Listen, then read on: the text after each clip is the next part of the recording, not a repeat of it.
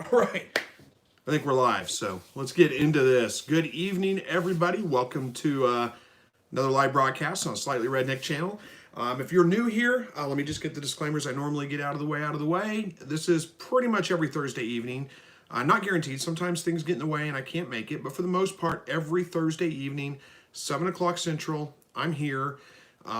Sometimes, like I said, something gets in the way and I can't make it, but most of the time I'm here on Thursday evenings. I don't have a topic planned out. I do my best to respond to the chats that come in on the live chat and try to answer every one of them.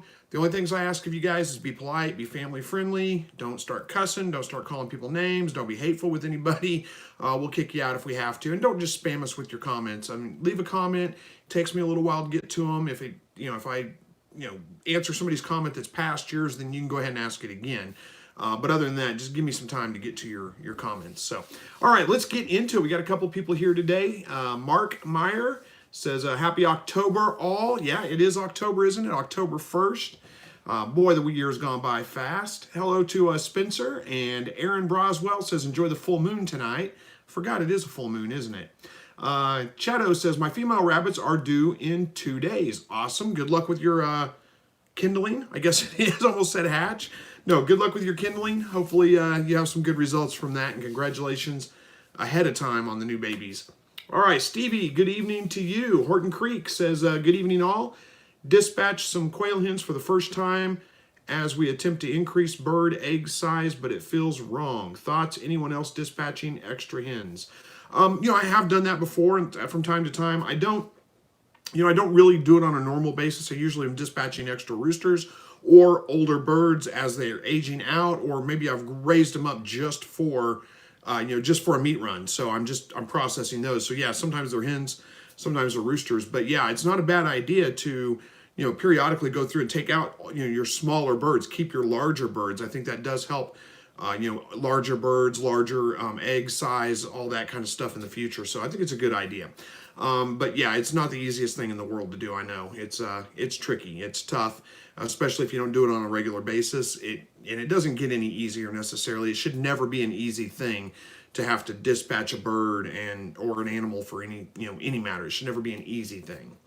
All right, hello to you, Shell. And Robert says, do you give your rabbits anything to chew on, like a block of wood or something? Yeah, I throw a block of wood in there, untreated wood, just a plank of 2x4 pine usually is what it is. Make sure you don't use treated wood, but yeah, I throw one of those in there, let them chew on that, give them something to do. All right, Fan Me says, hi, I've been working a lot on Thursday. I'm glad I get to make it today. Well, hey, we're glad you're here too. Thanks for joining. I appreciate that. Good evening to you, Kyle. Says, hey, made it back today from Georgia with the quail. Awesome. Good. Congratulations on your new birds. All right, Marie. Just got 6 new quail from Jacob's Cave Swap Meet. Never heard of that before, but congratulations on the new birds. Taco Promotions. Hey, God bless. Be safe. I hope all is well with you and your wife. Just got into quail, working on continue to produce to sell. Thanks so much for all your info. Well, thank you so much for the kind comments. I appreciate that. And yeah, my wife's doing very well. Thank you. I appreciate that as well. Good luck with your endeavors. Hopefully it works out really, really well. I think you probably have to sell a whole lot of birds to make it really, really profitable, but give it a shot and see how it works. Hopefully it does. Get a drink here. You might want to look into Taco Promotions. You might want to look into getting MPP certified. That's going to be a requirement if you plan on selling across state lines or anything like that. It's not terribly difficult to do. You can do it. All right, Shell says, starting another quail hatch tomorrow. Well, good luck with your hatch. Hope it goes well. Good evening to you, Brody. Loki says, my quail eggs looked like they didn't have an air sac, but it was time for lockdown and the eggs were dark, like there is something in there. Are the eggs fine? Probably so. It's really hard to see through quail eggs. They're pretty thick, pretty dark. So typically whenever I go into lockdown, if I candle the eggs, I don't always. Sometimes I just throw them all in there and see what hatches. But if I candle the eggs, the only ones I throw out are the ones that just glow like a light bulb. They're just obviously nothing in them. And sometimes you just can't really tell. So it's hard to say. Kyle says, do you know Kinfolk Farm of Georgia? Yeah, I know who that is. I've done, let's see, he tagged me in a video. Oh, this has been a while back, and I responded to it in a video too. But yeah, I know who Kinfolk Farm of Georgia is. He's in here pretty regularly. I'm not sure if they're in here tonight or not. Jim Bowie says, hey, Chris, hope all is well. How's the dog? Max is doing pretty good. Hey, Max, come here, buddy. Max, come. He must be ignoring me. I was going to show him off. Max. Come on, buddy. Come on. Here he comes. Here he comes. I can hear him. He's doing pretty well. He still looks pretty bad. Come here. Hop up here. Let's show off. I don't know. You guys can't see it, can you? Let's back up a little bit. Oh, there. Almost. Back up way back. Anyway, I don't know if you need to see it, but you can tell he's just fine. He's, there you go. Give me a kiss. Thank you. Oh, no, don't punch me in the face. Off. Done. Off. There you go. Good boy. So he still looks pretty bad, but he's fine. He's acting just like a dog. He's back to his own self. He's playing. He's running around. He's just got a big hole in his side right now, but it'll heal up. So far, it's not. And there, somebody else asking. Rhonda's asking about the dog and the family. Everybody's doing fine. Yeah, Max is. Let's see. He's, like I say, he's back to his old self. He's running around. He's playing. We have to keep him inside during the day because we don't want it to get infected. And so far, it doesn't look like it's getting infected at all. It's doing fine. It looks kind of nasty because it's a big open hole on his side, but it's healing up. So it'll take a little time. That's all. All right. Robert says, how far into rabbit pregnancy will there be a noticeable increase in food take? Hardly ever. Is there a noticeable increase in food intake? My rabbits very seldom really pick up much, eat more than normal. Sometimes they eat more than normal for no reason at all, but it's very seldom whenever they're pregnant do you actually see a big increase. In fact, you very seldom see any kind of change whatsoever when a rabbit is pregnant. It just seems like normal, just, nothing different. It's really hard to tell for sure if a rabbit's pregnant or not. Just, what I always say is just wait about 25, 26 days. And then go out there about every day or so, take a handful of straw and throw it in her cage. And if she picks it up and starts running around the cage with it hanging out both sides of her mouth, it'll be pretty obvious. That is hay stashing. She's getting ready to build a nest. That's for a sure sign that she's pregnant and she's about to have her babies. So that's the only way you can tell. They don't really take on a good, like a lot of weight. They don't really increase their feeding. None of that kind of stuff really happens that much. If they do, it's very minimal and hard to notice at all. All right. Zach says, love the channel, love eating my quail eggs pickled. Thanks for the recipe. Oh, you're absolutely welcome. I'm glad you like it because I really don't like pickled quail eggs. It's just not my thing. I've tried them a couple of different times, but I know people just rave about them, but to me it's just, they're not that good. All right, Glow says, hey, good night, Chris. My doe's supposed to produce 14 days from now. My buck had 4 successful fall-offs. Hope he isn't infertile. I doubt he is. I think you're probably going to have babies, so good luck with that, and hopefully it works out well. All right, Rhonda, let's see. Last week I had chickens hatching. We ended up only getting 12, but it's a start. Hey, that's not bad. Still, that's, like you said, it's a start. Spencer says, still no eggs from hatch, going on 23 weeks now. Customer service is not responding to emails. Do you have an email or phone number that works?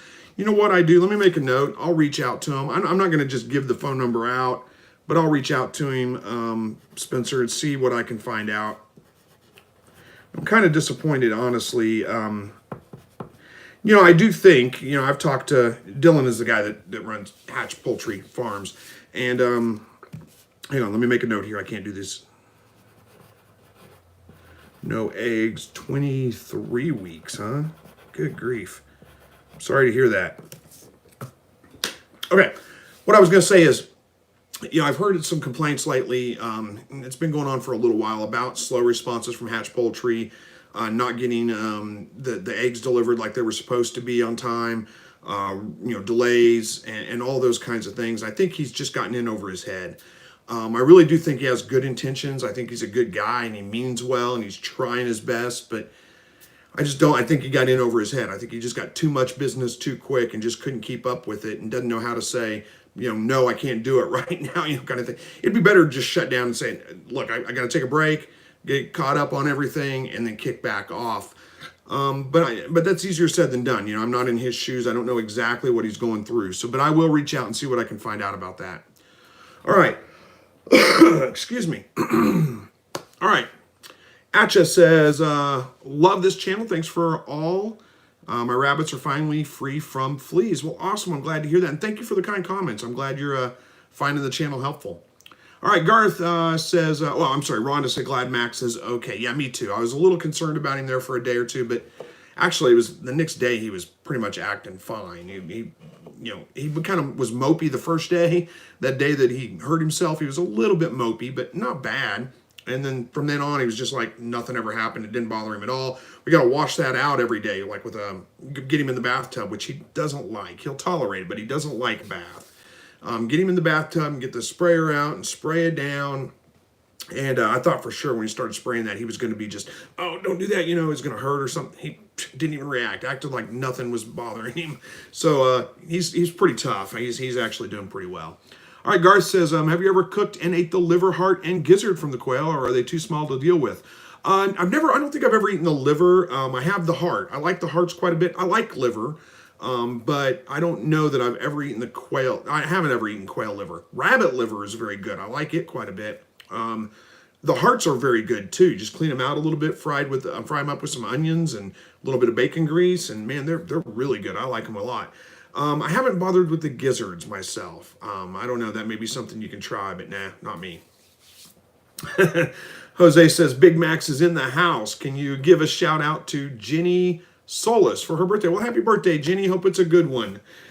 James says, why did my one hen stop laying, but all the rest are still laying? Please help. Boy, there could be any number of reasons there. Light's the number one reason. They got to have 14 hours a day of light in order to lay on a consistent basis. And I'm not sure how you know it's the one hen that quit laying, but all the rest are still laying. If you're just basing that on egg count, it may be that they're just starting to slow down, and you just happen to have, every bird is taking a day off here and there. So the days are getting shorter, and the birds are going to start shutting down if you don't have an external light on them. So that could be the case. It could be that they're just, noticing the days are getting shorter. They're starting to slow down their egg production, and it just happens to be that, 4 out of the 5 birds lay an egg every day, but it's a different bird every day that's not laying an egg. Those are the number one reasons why quail do start to slow down, unless it's an older bird. By older, I mean, a couple of years old, 2.5 to 3 years old, somewhere right around in there. That can affect it as well. Or if the other birds are picking on her and she's stressed out, she might stop laying for that reason. But those are the main reasons why the birds stop laying. Usually if you just give them a little bit of time, sometimes they just take a break for whatever reason. Give them a little bit of time. If the conditions are right, enough light, and they're not getting stressed out by a predator or moving around a lot or any of those kinds of things, then they're going to start laying again in no time. It's nothing to worry about. I wish I could answer that more specifically, but there's so many different things that can affect it. It's hard to say. Hey, look at that. There's Lars with a 200 Danish crown, I think it is, super chat. Thank you so much, Lars. I appreciate that. All right. Oh, excuse me. Talking too much already. All right.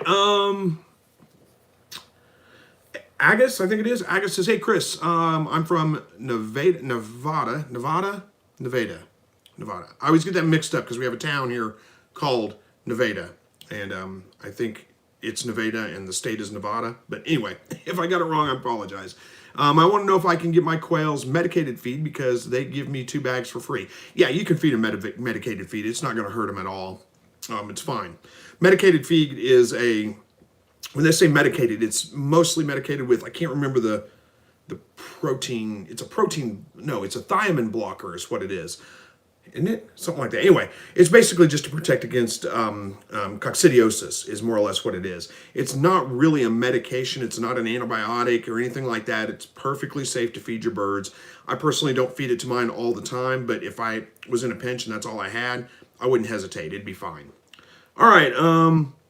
Robert says, sorry I'm late. I'm building a trailer watching you. Well, man, you're multitasking probably better than I could, but that's okay. We don't keep track of attendance here, so we won't know if you're late or on time, or even if you're not here, we're not going to hold that against you. That's okay. Hopefully your trailer turns out nice. Rhonda says, we've been trying to get turkeys since April. Finally got some picked up 6 today and going to get 5 or 6 more tomorrow. Super excited. Wow, that's a lot of turkeys. But good. Congratulations on the new birds. I'm glad that's working out.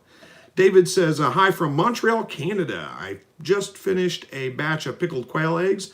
I'll be dispatching all my birds in a few weeks when weather gets too cold, starting again in spring. Well, they can actually handle the cold pretty well. So, if you want to hang on to a couple of them and just hold them through the wintertime, as long as they can get out of the wind, they'll do just fine.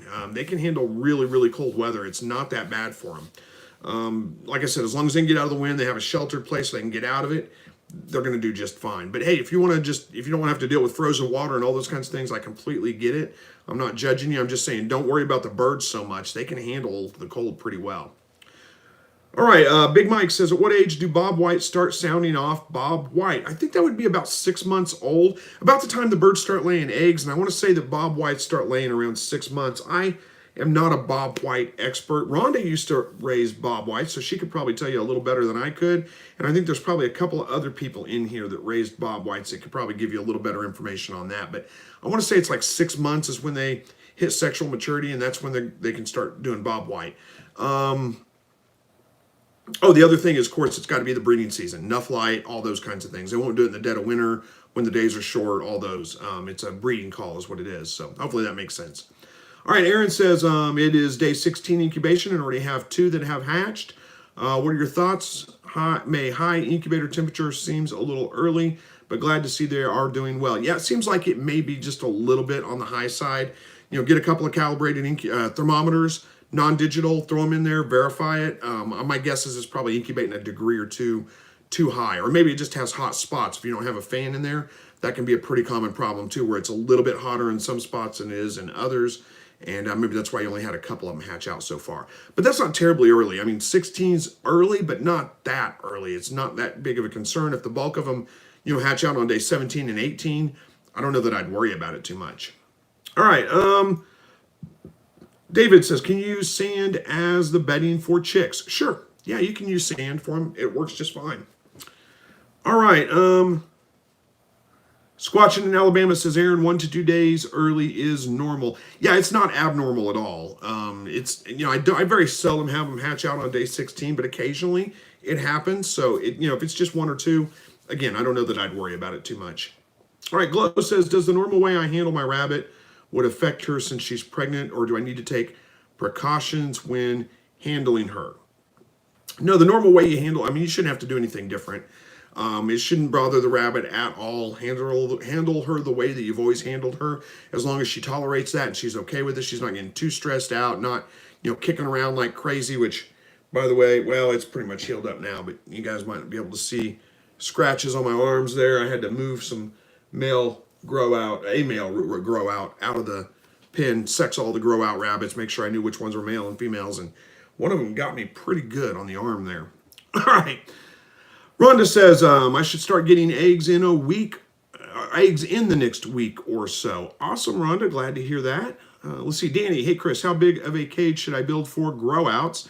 I have 2 Rex and 2 Silver Fox females. Should I stagger breeding for all or all at once? Man, there's so many variables to that question. I don't know that I can answer that for you. Me personally, I stagger breeding when I have multiple rabbits like that, just because I don't want to deal with that many babies at one time. Mostly because when I'm growing them out, if I'm growing them out for meat, I don't want to process that many at one time. So I stagger them. But a lot of people will have them breed at the same time so that if one mother's not doing a good job, you can foster them with the other mother. So there's many schools of thought on that. It really depends on you. The other reason I stagger is because I don't have a lot of cage space. I have 2 extra cages right now. And that usually that's 1 cage is big enough usually for my grow outs. If I have an extra big litter, like 10, then I'll separate them. I'll split them in half when I move them to the grow out pens. If you get the right bloodlines and you can get your rabbits to about 5 pounds by 8 weeks, you really don't need much, of a grow out space, if any. You can leave them with the mother the whole time. I usually will move them off though at 6 weeks roughly and let them just grow out for an extra couple of weeks in the grow out pen. In that case, just a regular size cage works pretty well for, up to, I've had 6 or 7 in there at one time, and it's fine. My cages are 30 inches by 36 inches, and then, 24 inches tall, I think they are. So, it's the same size I use for the breeding cages, same size my doe is in, same size my buck in. All my cages are the exact same size. Hopefully that answers it. All right, Bubba, good to see you. Says, hey, Chris, I hope everything's going well. How is Max doing? Yeah, you missed it. I had him in here a minute ago showing him off. He's doing pretty good. He's still got a big open wound on his side. It looks pretty nasty, but it doesn't look infected. It's a big open wound. That's all. So it's not infected. He's staying inside all day while we're at work. Luckily he's a good dog, so he can do that. We don't have to worry about him getting into things, or he's house trained. He just lays on the couch. I'm sure he gets up and barks at the door, when he hears traffic or something like that. But for the most part, He hasn't bothered a thing. He just lays on the couch, waits for us to get home. As soon as we get home, he goes out and he uses the bathroom like crazy because he's been holding it all day. But so it's working out okay. He's doing fine. I think he's getting a little antsy because he wants out every like 5 minutes when we're home, and we have to go out with him and supervise him and make sure he's not getting getting a bunch of dirt packed in that open wound. Have to wash it out, once a day. But so far, he's tolerating all that pretty well. He's one thing I think he's pretty happy about is he's got these pills he's got to take. So, to give him a pill, we always take a piece of pepperoni and just wrap it around the pill and feed it to him. He just loves them. So now he's getting 3 pieces of pepperoni a day. 3 pieces in the morning and 3 pieces in the evening. So he's pretty excited. He's got to where when he hears the pill bottle open, he comes running. He knows he's going to get a treat. So he's pretty happy about that. But anyway. All right, Agus says, I also want to know if medicated feed affect the quail fertile. It should not affect your fertility. I wouldn't worry about that at all. All right, Stevie says, I'd always heard that if you bust the gallbladder sac of the liver, that it would be poisonous. What's your take on that? Have you ever heard of such? Yeah, I've heard of that kind of stuff, but no, it's not. I mean, as long as you wash it off real good. Here's the problem, though. If you bust the gallbladder sac, the gall gets everywhere, and it can be a little bit hard to wash off, but it's not poisonous. Chances are, if you did bite into it, you'd spit it right out because it'd be just nasty taste and it'd be hideous. But yeah, you don't want to eat that for sure. But if you just get a little bit on there, you clean it off real good, it's going to be fine. It's nothing to worry about. All right, grab another drink here. Oh, excuse me. Winter is definitely coming. I can feel it. The air is drier. My hands are starting to crack. I'm going to have to start putting lotion on them like 2 or 3 times a day or they dry out and crack. My thumbs do. You guys probably can't see that. I got little cracks forming on my thumb. All right, where are we at here? Michelle. Hey, everybody. Hope you're all having a great week. I've been using the waters with the cups that lift when they are empty. It started, that's not Michelle, that's Michael. I read it wrong. Sorry, Michael. Hey, everybody. Hope you're all doing well. Let's try that again. I've been using the waters with the cups that lift when they're empty. It started well, but after a month, the birds spill lots of water and that falls. Yeah, it's, I've used those before too. I don't like them, mostly because it just holds water all the time and that gets really, really dirty. I like the ones where they reach inside and peck at the little yellow thing to get water out of it whenever they want water, and that works pretty well. Yeah, it drips on the poop and it smells terrible. Yep, I agree. I had the same problems with them. Didn't like them. So I don't know that I can give you any advice on how to fix that necessarily. But yeah, I'd switch over to the other kinds if you can do it. All right. James says, thanks so much. That puts me at ease. You're absolutely welcome, James. I don't remember exactly what we were talking about, but glad I could help. I imagine I could find it if I look back up there. All right, Rhonda, with the turkeys, we're going to harvest 6 or 7 in March. With the large family, we like to have a turkey dinner once a month. Yeah, I understand completely. It's a lot of turkeys, but yeah, it's a lot of food too. A turkey is a lot of meat, so that's good. That's a good thing. All right, Abigail says, have you ever had a rabbit with GI stasis? No, I actually have not had that happen with one of my rabbits. She says, my buck had it and made it through. The same day my junior doe had a brain inflammation or something. Is it common for these things to show up every few years? Not really, no. I don't think I've ever had those problems. I have had a rabbit that just died for whatever reason. It could be one of those things, you just didn't know about it ahead of time. Just come in and find, perfectly happy one day, healthy rabbit, and the next day he's laying in the cage dead. I've had that happen before. It could be one of those kinds of things that happen, but no, I would say that's not really, really common. Hopefully it's just a one-time thing. All right. Michael says, I just wanted to give my review on the waterers. Any news with the fox? From Big Mike and the family from Long Island. Yeah, the fox he's still around. Max was out there last night just barking like crazy, wanting out. I didn't let him out because he's got a big open wound on his side, but I got the flashlight out and shined it, and there was that fox out there in the back lot. He hasn't got back to the quail yet, so I'm guessing that electric wire has got him away from them, but he's still hanging around. He hasn't left yet. All right, Logan says, my doe is due in 16 days. She always pees in her nesting box. Do you have any ideas on how to stop that? Thank you. Well, I don't know if you're saying that this happens before or after she has the babies. If it's happening before, you might wait, hold the nesting box, don't put it in too early. Again, what I always do is, go out there, 25, 26 days, something like that. Throw a handful of straw in there. And if she picks it up, starts running around with it hanging out both sides of her mouth, that's a good sign that she's ready to build her nest. You can put the nest box in. Until that happens, don't put the nest box in, because she might start using it as a litter box. And once they've used it as a litter box, that's what it is. You know, it just becomes that. So hopefully that's what you're talking about. Let me grab another drink here. Sorry. If it's something more than that, like if she's having the babies and then using it as a litter box, then that's a different story altogether. I'm afraid I don't have a good answer for that. That just sounds like bad instincts from the mother. You could try shelving the babies if you want to, and that would basically be, you let her have all the babies, and then you bring the nest box in and you put it on a shelf in your house or whatever. And then in the morning you take it out, put it in there, let her feed them real quick, and then bring it back in. You only bring it out to let her feed, basically, a couple times a day. Morning and evening would be fine. You could try that, and that would keep them from, getting urinated on, of course. But other than that, I'm not sure I have any good solutions for that. You might try to give her an actual, like another box that she can use as a litter box, and put that in now, and then a separate one for the nest box. That's a thought too. I've never had to deal with it, so I'm just kind of shooting off the top of my head here. Is that shooting off the top of my head? I don't know if that's the right way to say it. You guys get what I mean. It just came to mind that, maybe give her a litter box. It doesn't have to be a litter box. It can be whatever, but that will be her litter box. Let her establish that as her litter box before she ever gets to the point of building a nest and having babies and all that kind of stuff, because they tend to go in the same places all the time anyway. So if you do that, she establishes that as her bathroom place. When you give her the nest box, she might not go in there. That's just a thought. It's worth trying, maybe.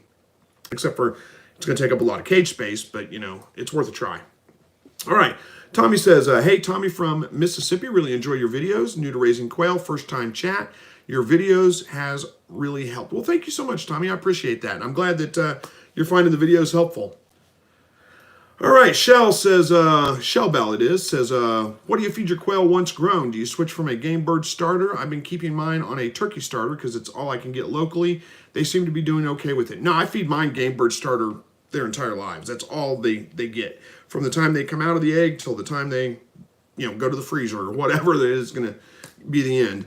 They get game bird starter. That's all I feed them. Turkey starter is a good alternative. If you can't get a game bird starter, it's pretty much the same thing. So it's a good alternative. You can feed them that their entire lives. It'll be fine. All right. Brody says, my doe is due next Friday. I'm excited. Thanks to you, I have 3 successful rabbit litters. You taught me everything I know on raising them. Thanks a lot. Well, thank you, Brody. I appreciate the kind comments there. And congratulations on your litters. Hopefully this is going to be a 4th successful litter for you. All right. Rhonda says, for Bob White, Chris is right. It's about 6 months and will not start in the winter. Hey, Chris, you're getting pretty good answering the Bob White questions. Yeah, thanks, Rhonda. I appreciate that. I've never raised Bob Whites myself, but I have read about them, and because I don't raise them, it's not a common question I get. It's not something that's always at the forefront of my mind. All right, Kit Kat Kitty says, hey, if you see this, I have 3 rabbits, 2 does, and 1 buck, and hasn't wanting to have any kits. What can I do, or can I get a abortion if those can happen? And wasn't wanting. Okay, you don't want to have any baby rabbits. You have 3 rabbits, 2 does, and a buck. You don't want to have any babies, so I'm assuming these are like pet rabbits. If that's the case, also it's a first-time doe. Well, I'm assuming you could have them, surgically removed if you wanted to. If you could go, that's going to be incredibly expensive, but if you want to go through that expense, you can do it. Other than that, just give her a nest box, prepare for babies, and when they're 6 weeks old or so, you can wean them off and sell them or give them away or whatever it is you want to do. If you don't want to have any babies, you pretty much only got 2 options: remove the buck so he's nowhere near him, or get them neutered. One of the two. Because otherwise you're going to end up with baby rabbits. If you put bucks and does together, they're going to have baby rabbits. Don't worry about her being a first-time mom. Most first-time moms, they may be a little bit weird about it at first, but they usually pick it up and usually get the hang of it pretty quick. All right. S8 says, how many quail do you keep on a normal basis? It really varies. Right now I think I've got, let's see, how many do I have? I've got about 11, no, 6, 7, 8. I think I've got about 8 or 9 in one hutch. The other hutch has got grow outs in it. It's like 14 of them or something in that grow out hut pen. During the summertime, I usually keep 2 hutches, and I keep usually about a dozen or so in each hutch. And those are my primary egg producers. And then, of course, I ramp up and down with grow outs for meat runs and those kinds of things. So it's really hard to say exactly how many I keep normally. Usually about 12 during the summer, and then I pare that down to, well, I'm sorry, not 12, 12 in each hutch, 24 or so during the summer. And then in the wintertime, when I don't really usually do a lot of quail hatches in the wintertime. I just don't do it. It's just, I focus on the rabbits in the winter, quail in the spring and the summer. Where was I going with that? Oh, so in the wintertime, I usually just pare it down to like a dozen or so birds that I keep through the winter and then ramp back up in the spring. All right. Squash in Alabama says, Kit Kat, you just have to keep your buck away from the does. Yep, that's pretty much the only answer. Aaron says, thank you so much for your wisdom. I'm glad to see you're doing well, Chris. Well, thank you, Aaron. I appreciate that. All right. Rhonda says, Bob Whites start to crow around the same age as they start to lay eggs, about 5 to 6 months. Yep, that sounds about right to me. All right, Gary B says, how important is it to spray quail eggs prior to placing in 9? Sorry, hit the send button. There we go. There it is. Can I place my quail eggs in the incubator without Lysol spray? Incubator has been treated and ready to go. Yeah, you don't have to use the Lysol spray. I find the Lysol spray improves my hatch rate. It keeps bacteria down. It does give me a better hatch rate when I use it, but you don't have to use it. And you may end up with a great hatch rate regardless of it. So yeah, if you don't want to use it, don't worry about it. It's okay. Most people probably don't spray their eggs with a Lysol spray, and they do just fine. It's just one extra thing that you can do to try to help ensure a better hatch rate. Michael says, dogs love pepperoni and they go nuts for liverwurst. Yeah, I haven't fed him liverwurst. I'm sure he would. I'm sure he would love liverwurst. But yeah, he does like pepperoni. He's pretty good at catching them, too. You can just toss him up in the air and he'll snatch them out of the air. All right. What is it? Gyarkitek Creations? That's a hard name to pronounce. Hopefully I got it right. Says, can I give my quail layer feed to produce eggs? You can give them layer feed, but chicken layer feed's usually a pretty low protein level, like 17, 16%, somewhere right around in there. I like to personally give my birds a higher protein level. I like them to have around 25% or higher. I find it does tend to help with egg production, feather growth, especially after they're molting. All those kinds of things. I like a higher protein feed. But yeah, you can get away with layer feed. If that's all you can get, they'll be okay. It's fine. All right. Bob says, is the poop, especially the ammonia, build up in the enclosed area of your quail hutch dangerous for the quail? Can they get sick from it? I've never had any problems. There's not a huge amount of ammonia in quail manure. And when they're in the sandbox, I mean, that's all sandbox in the enclosed area. So, it does build up, not as fast as you would think, though. It's kind of surprising, actually. It's really not nearly as bad as you would think it is. I've never noticed any birds that seem to be sick from it or anything like that. I cleaned it out once every couple of months, but it's really not that bad. It stays dry, so it's not like a big pile of quail manure in there or anything like that. All right. Aaron says, I heard you speak about your worm bin on one of your live broadcasts. Me and my nephew are really big fishermen. Can you talk on that for a second? Beginner setup. Yeah, I can. It's kind of hard to explain, I guess, as opposed to just showing you, but I don't have it handy to show me, and I don't have my worm bin going right now. I need to get that going again. But yeah, I mean, a worm bin is basically, I just used a big Rubbermaid tub, 2 of them, one fits inside the other.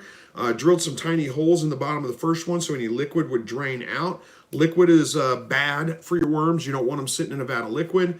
The bedding is pretty much just like newspaper and some leaves and a little bit of compost, just kind of mixed in there. And then just feed them, try to feed them as much as they'll eat within like 24 hours. You don't want food sitting in there molding. Stay away from onions, citrus. That's most of it. Coffee grounds are fine. They like coffee grounds. They'll, a piece of watermelon, most of your other vegetable scraps are just fine. You just take a little bit, throw it in there, cover it up with a piece of newspaper or something like that. They'll be more encouraged to get up there and they'll clean it up. You can start with a very small amount of worms and then will grow, tremendous. In no time, you'll have a bunch of worms.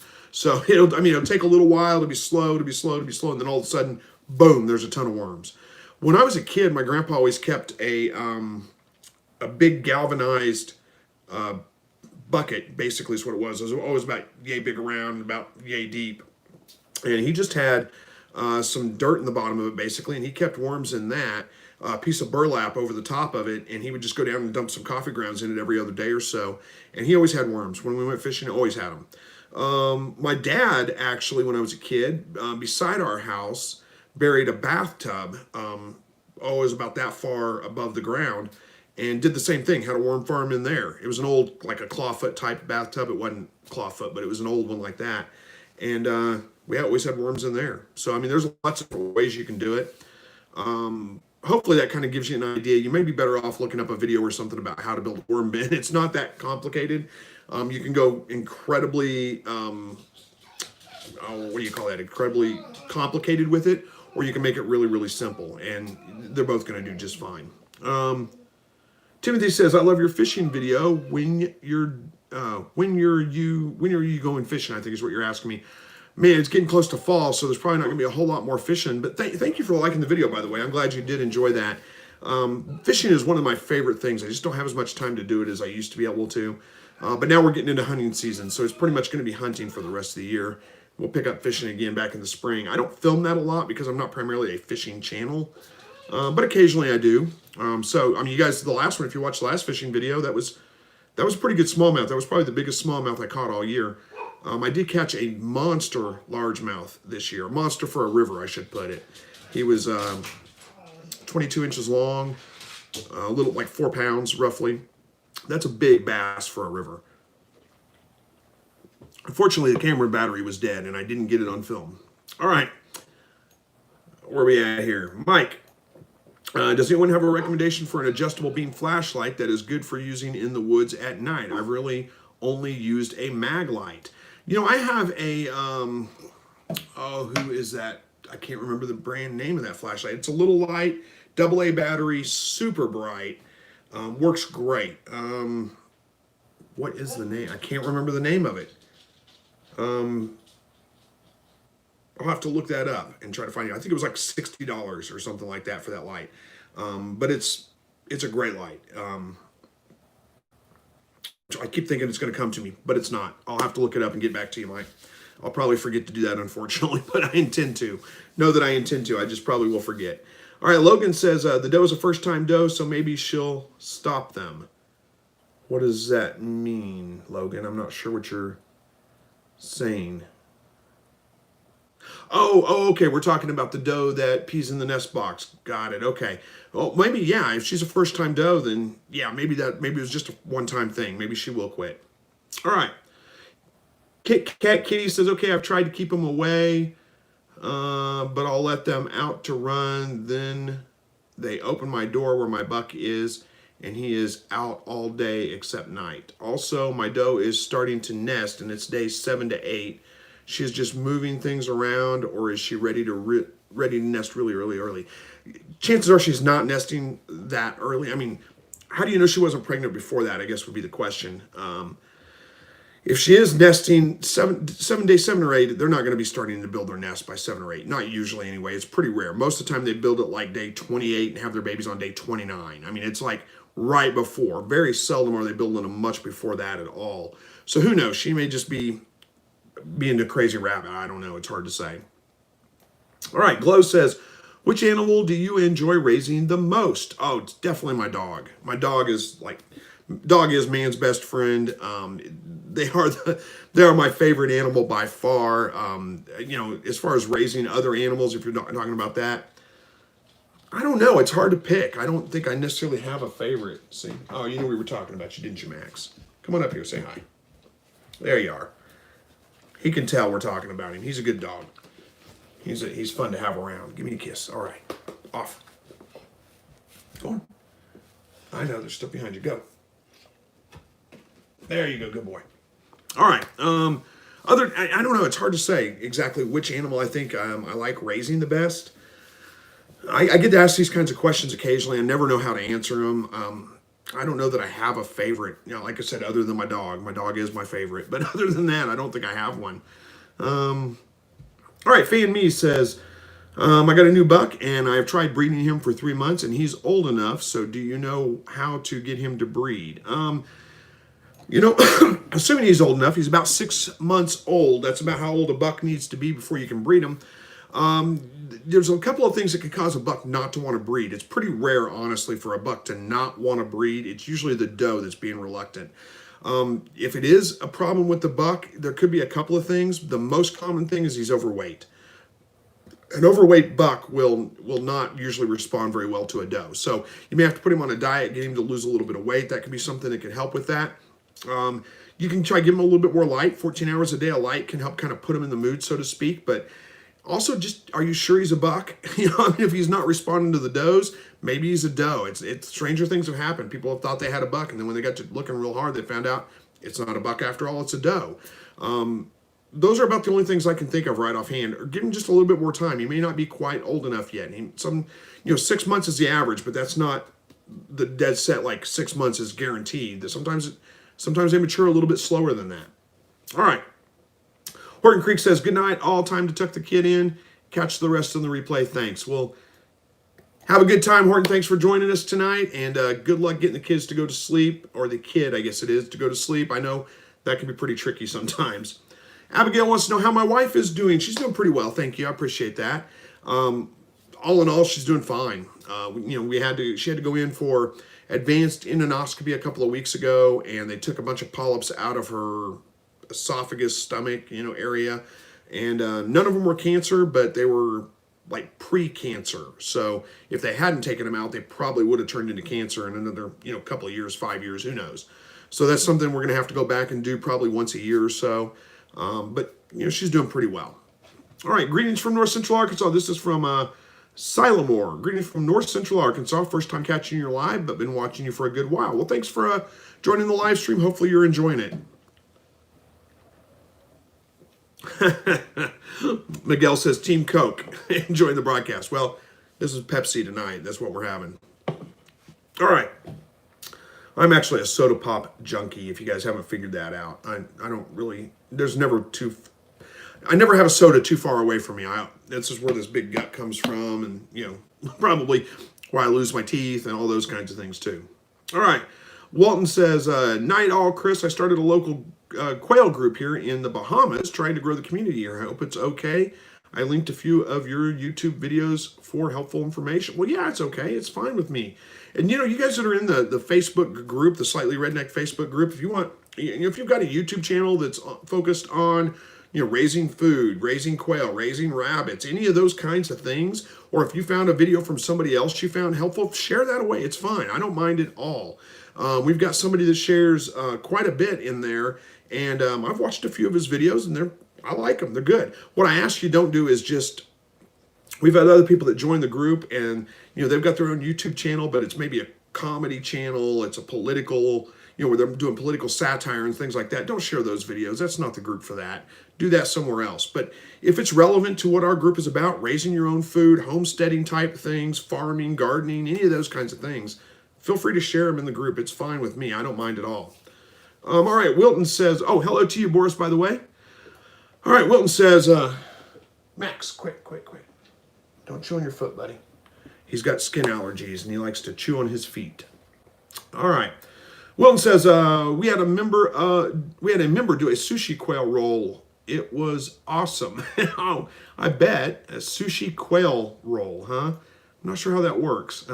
If you can check and give some input, would be really cool on Facebook, 242 Turnix Quail Keepers. I'll see what I can do. I got to warn you, Wilton, I'm pretty bad at social media. I'm just not real active on there, but I'll see if I can get in there and check it out. All right. Chris says, good evening from Arkansas. Hope all is well. It is. Thank you. Hopefully all is well with you too. Doug says, I work out of town every month. My wife watches the rabbits. She doesn't want to deal with newborn kids. How old do you suggest they be to be easiest to care for, and how to time the pregnancy? Honestly, newborn kids are easy to care for, assuming that, you don't have any, the first day they're born, hey, quit. Max, knock it off. Leave it alone. He's chewing on his foot again. He'll chew the foot pads off if we leave him there. I got to give him an allergy pill when we're done. Maybe he's just vying for more pepperoni. I don't know. All right, so okay, newborn kits, dealing with them. You know, the first day that they're born, you got to check on them. Like the next day, make sure that none of them died or anything like that. But once they're like 2 days old or something like that, you very seldom lose any at that point. And there's not really anything to do to take care of them. You just make sure the doe is fed and water, and that's it. I mean, she does all the work. She takes care of them. There's nothing you have to do. It's pretty easy at that point. It's not until they start to get to be about 6 weeks old or so where you actually got to, you know, move them to grow out pens or whatever, any of those kinds of things. But, you know, like I said, 3-4 days, something like that. That's about the hardest part, the first 3 or 4 days. Just making sure that they're all still alive every day for the first 3 or 4. After that, you very seldom lose one, and they're perfectly easy to take care of.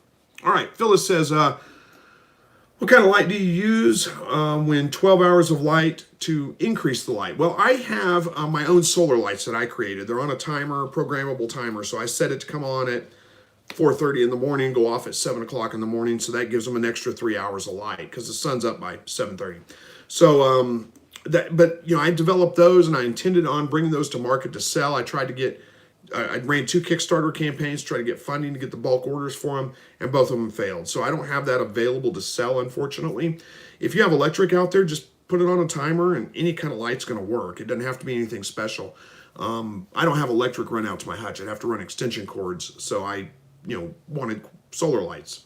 And who knows, maybe at some point I'll be able to, you know, get those ordered and get them in and get them for sale. But right now, it's just not looking like an option. All right, Eric says, how many quail do you recommend to start a small batch? That's another one of those questions that, I mean, it just depends. It's hard for me to answer that for you because, I mean, how much cage space do you have? How many eggs a day do you plan on eating? All those things you got to kind of figure out. You can figure how many eggs a day do you want to eat if you're raising them for some egg production, I'm assuming. You know, figure about 5 eggs is 1 chicken egg, 4 to 5, something like that.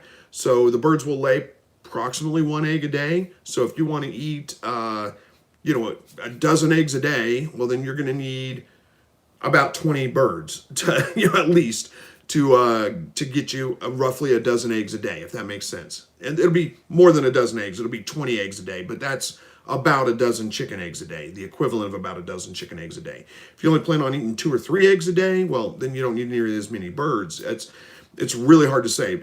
You know, quail are pretty easy to ramp up pretty fast, so there's nothing wrong with starting out with just 5 or 6 birds, getting used to it, seeing how they're doing, and then you can ramp up really, really fast, pretty easily.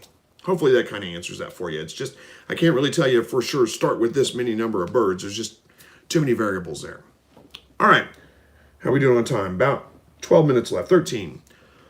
I feel like I'm losing my voice, like I'm straining my vocal cords. I always feel like that about this time in the live broadcast. I'm probably talking too loud. I probably need to get a mic so I can just talk a little calmer, a little quieter. Who knows? All right, Danny says, I put the whale on my hay in my garage. I've done 62, what? I'm not sure what that means, Danny. I'm trying to figure it out here. I put the whale, W-H-A-I-L, on hay in my garage, have 62 12-day-old chicks, and the smell is horrendous. LOL. I have switched it twice in the last 5 days. Seems like it will be every day as they get bigger. I'm not sure part of that. I think what you're saying though is that you've got hay in your brooder box for your quail. There's 62 of them in there right now, and they're just making a mess. Yeah, if your brooder box is not big enough, I mean, that's the key, really. I've got, you know, that truck bed liner. It's like 6 foot by, I don't know, 4 foot or something like that. And that works. I mean, I can brood out like 65, 75 chicks in there for 2 weeks, and I don't have to clean it out. It's fine. It's not that bad at all. But that's a pretty big space. If I was doing it in smaller spaces, then yeah, it requires a lot of cleaning. And that doesn't matter what you're using as bedding. It's just going to require cleaning quite a bit. They make a lot of mess, unfortunately. All right, Michael says, have a good rest of the week, everyone. It's nice to have time every week to talk with people that are into quail. I've never come across any quail folk in my day-to-day. I've run across a couple of people that raise quail, but yeah, it's not very common either around here. All right. ER says, my rabbit only wants to eat hay. How do I break him? Well, take away his hay and give him nothing but pellets. He'll get hungry enough, he'll start eating the pellets. I'm not sure if that's a bad thing necessarily, if he's a good, healthy weight, and that's not necessarily a bad thing. You can let him eat just hay if he wants to eat just hay. All right. Yep, Logan's got the same idea. All right, Aaron says, dreading my rabbits for the first time. Dreading my rabbits for the first time. Delayed it due to Hurricane Laura. Now, how do I estimate when to put the nesting box in? Dreading. Oh, I think you're saying breeding my rabbits for the first time. Okay, well, we kind of talked about this a little bit. Hang on, I got to adjust my belt. It is digging into me. Awkward and weird to do on video, but hopefully you guys understand. I need to lose some weight. My gut is hanging over enough that my belt digs into it and bothers me. All right. Where were we at with this? Breeding your rabbits for the first time, delayed it, and now you're wanting to know when do you estimate when to put the nest box in. Okay, there's a couple of things. Roughly, you can figure it's going to take about 30 days for her to have the babies. You're going to look at a couple of days before that, probably day 25, 26, somewhere right around in there, is about the time you should start watching to see if she's ready to build her nest. And it's pretty easy. Take a handful of straw, throw it in her cage. If she picks it up and runs around with it, like hanging out of both sides of her mouth, it'll be obvious what I'm talking about. Then put the nest box in, she's ready to build her nest. If she doesn't, try again the next day. Try again the next day. Now, she may go over there and start nibbling on it, picking it up, or scooting it around or whatever, but you'll know what I'm talking about. She'll pick it up. It'll be hanging out both sides of her mouth. She'll be walking around the cage with it. It'll be obvious. Just start that about day 25, 26. Do it every day. When she starts doing that, put the nest box in. Pretty simple. All right, Fan Me says, okay, he's a New Zealand white. Okay, what's a New Zealand white? I'm sorry, I've answered a lot. Oh, okay, a New Zealand white buck that doesn't want to breed. So yeah, 6 months is the normal for them, but some rabbits take a little longer. You may just have to give them a little time. My wife is home from work. I don't know if you can hear the dog beating on the door over there or not. He's happy to see her. All right, Rebecca says, hey, I got it right. You can breed mother and son, but you can't breed brother and sister. Yep, that's correct. Don't breed brother and sister. Mother to son is fine. Father to daughter is okay. Brother and sister, don't do it. All right, Moses says, I want to raise chuckars. How do I cage them, and what should I feed them? I don't know. I don't raise chuckers. I'm sorry. I don't know the best options for that right offhand, so I can't really answer you. All right. Danny says that dang camera battery always dies when I catch my monster fish also. LOL, just kidding. No, I know exactly what you mean, and yeah, I'm guilty of some of those things too, but the only honest fishermen are you and me, and I'm not so sure about you, but that's what they say anyway.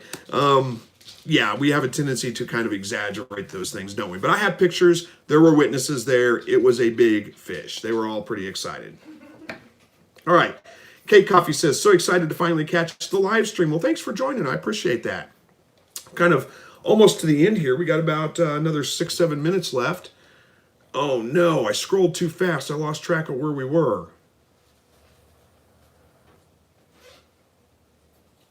Oh, where is it?